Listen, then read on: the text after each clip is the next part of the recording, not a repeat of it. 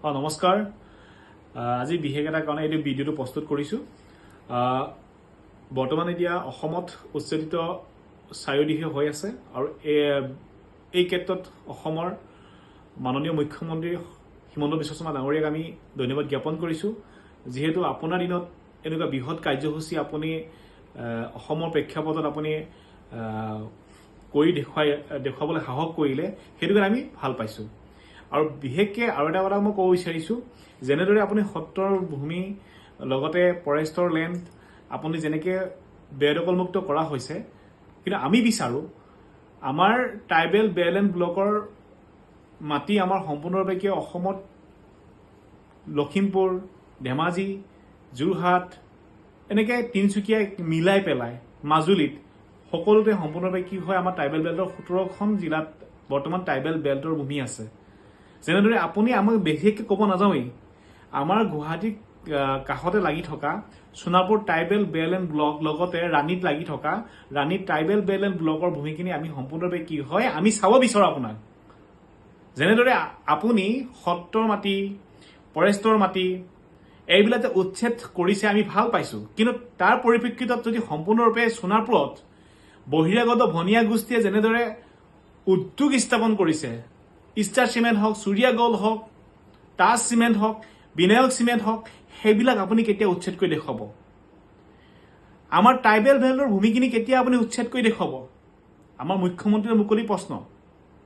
না আপুনি এতিয়া যেনেদৰে সম্পূৰ্ণ উচ্ছেদ চলাইছে সেইখিনি ভূমিও নেকি আপুনি বহিৰাগত বনীয়া গোষ্ঠী দিবৰ কাৰণে পৰিকল্পনা কৰিছে নেকি যদি কৰিছে সেইটো বেয়া কথা হ'ব কাৰণ কেলে ইয়াতে এতিয়া বৰ্তমান খিলঞ্জীয়াই ভূমিপুত্ৰসকলে এতিয়া সম্পূৰ্ণ কিয় ভূমি অধিকাৰ পোৱা নাই আৰু বহুত মানুহে আজি আমাৰ জনজাতীয় ৰাইজসকলে আজি য'ত য'ত আছে তাতে কিছুমান সম্পূৰ্ণ কিয় ভূমিহীনভাৱে থাকিব লগা হৈছে সেই গতিকে মাননীয় মুখ্যমন্ত্ৰী ডাঙৰীয়াই যিটো পদক্ষেপ লৈছে আমি ভাল পাইছোঁ যেনেদৰে ধুবুৰীত আপুনি ল'লে গোৱালপাৰাত ল'লে অহাকালিলৈ আপোনাৰ গোলাঘাট জিলাত আপোনাৰ বৃহৎ উচ্ছেদ কাৰ্যসূচী আছে আমি ভাল পাইছোঁ কিন্তু আপোনাক এটাই অনুৰোধ আৰু এটাই দাবী জনাইছো যাতে ট্ৰাইবেল বেলেণ্ড ব্লকৰ ভূমিখিনিও যাতে সম্পূৰ্ণৰূপে আপুনি উচ্ছেদ কৰি দেখুৱাই দিব পাৰে মই বিশেষকৈ আপোনাক এটাই অনুৰোধ জনাইছো প্ৰথম পৰ্যায়ত আপুনি সোণাপুৰ আৰু লগতে আমাৰ গুৱাহাটী গাতে লাগি থকা ৰাণী ট্ৰাইবেল বেলেণ্ড ব্লকৰ ভূমিখিনি আপুনি উচ্ছেদ কৰি দেখুৱাই দিয়ক তেতিয়া ভাবিম আপুনি সম্পূৰ্ণৰূপে কি হয় অসমৰ জনসাধাৰণৰ কাৰণে অসমৰ ভূমিপুত্ৰসকলৰ কাৰণে আপুনি যে এজন ডাইনেমিক মুখ্যমন্ত্ৰী যাক আমি ডাইনেমিক মুখ্যমন্ত্ৰী বুলি আখ্যা দিয়া যায় সেইটো আমি সঁচাকৈ ভাবিবলৈ বাধ্য হ'ম আৰু এতিয়া বিশেষকৈ আৰু এটা মনলৈ প্ৰশ্ন হৈছে যিহেতু আজি বেছিকৈ দুখ লাগিছে কাৰণ কেলে ভূমিপুত্ৰসকলৰ ভূমি আজি য'ত আজি বহি আছে তাতে আজি বিশেষকৈ আপোনালোকৰ চৰকাৰৰ ফালৰ পৰা নটিচ প্ৰেৰণ কৰা হৈছে জাননী প্ৰেৰণ কৰা হৈছে এইটো অতিকে আমি গৰিহণাযোগ্য আপোনাৰ আমি গৰিহণা দি চৰকাৰ ভাল কাম কৰিলে আমি সম্পূৰ্ণ কি হয় আমি সম্বোধন জনাম কিন্তু যদি বেয়া কাম কৰিলে আমি সম্পূৰ্ণ কি আমি আপোনাক গৰিহণা দিমেই কাৰণ কেলে ভূমিপুত্ৰসকলক আপুনি নটিচ দিয়াটো আমি কেতিয়াও সেইটো গ্ৰহণযোগ্য বুলি ভবা নাই আৰু ইয়াৰ পৰিপ্ৰেক্ষিতত ট্ৰাইবেল ৰাইজে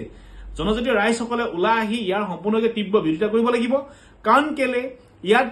কেতিয়াও আমি অসমত ভূমিপুত্ৰসকলৰ কেতিয়াও উচ্ছেদ আমি চাবলৈ আমি বিচৰা নাই আমি বিচাৰিছো যে চৰকাৰী মাটি য'ত য'ত দখল হৈ আছে য'ত য'ত হৈ আছে সেইখিনি ব্যৱস্থা আপোনালোকে কৰক কিন্তু আপোনালোকে যদি ট্ৰাইবেল মানুহে যদি এনেকৈ চৰকাৰী মাটিত বহি আছে বা বসতি স্থান লৈ আছে তেতিয়াহ'লে সেইখিনি মানুহক আপোনালোকে ব্যৱস্থা কৰিব লাগে যে সেইখিনি মানুহক উচ্ছেদ চলাই পিনি ট্ৰাইবেল বেলেণ্ড ভূমিখিনি আমি সম্পূৰ্ণ কিয় সেইখিনি মানুহক বহাই দিয়া ব্যৱস্থা কৰিব লাগে কেতিয়াও আমি এনেকুৱা নিবিচাৰোঁ যে ট্ৰাইবেল মানুহখিনি যাতে সুৰক্ষিত নহয় সেইকাৰণে মাননীয় মুখ্যমন্ত্ৰীক এটা আমি দাবী উত্থাপন কৰিছোঁ গুৱাহাটী সোণাপুৰ লগতে গুৱাহাটীৰ ৰাণীত লাগি থকা ট্ৰাইবেল বেলেণ্ড ব্লকৰ মাটিখিনি যাতে আপুনি উচ্ছেদ চলায় যেনেকৈ আমাৰ ট্ৰাইবেল বেলেণ্ড এৰিয়াত যেনেদৰে বনীয়া গোষ্ঠীক আমাৰ বৃহৎ উদ্যোগ বৃহৎ চিমেণ্ট উদ্যোগ গঢ়ি উঠিছে সেইখিনি কেতিয়াও উচ্ছেদ চলাব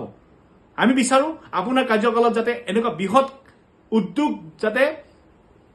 ইয়াতে সম্পূৰ্ণকৈ ট্ৰাইবেল বেলেণ্ড ব্লকৰ যেতিয়া মাটিত উচ্ছেদ চলাব তেতিয়া আপুনি পূৰ্ণ সমত আমি আগবঢ়াম আমাৰ ট্ৰাইবেল জনসাধাৰণ হিচাপে সেই গতিকে মাননীয় মুখ্যমন্ত্ৰী দাবী উত্থাপন কৰিছোঁ যাতে গুৱাহাটী সোণাপুৰ আৰু লগতে ৰাণীৰ ট্ৰাইবেল বেলেণ্ড ব্লকত যাতে কেতিয়া উচ্ছেদ চলাব আমি মাননীয় মুখ্যমন্ত্ৰীক আমি ইয়াৰ দাবী উত্থাপন কৰিছোঁ সোনকালে যাতে ইয়াত অসমৰ প্ৰেক্ষাপটত আপুনি এই উচ্ছেদ কাৰ্যসূচী চলাব লাগে Stay informed, Stay ahead. News Any 365.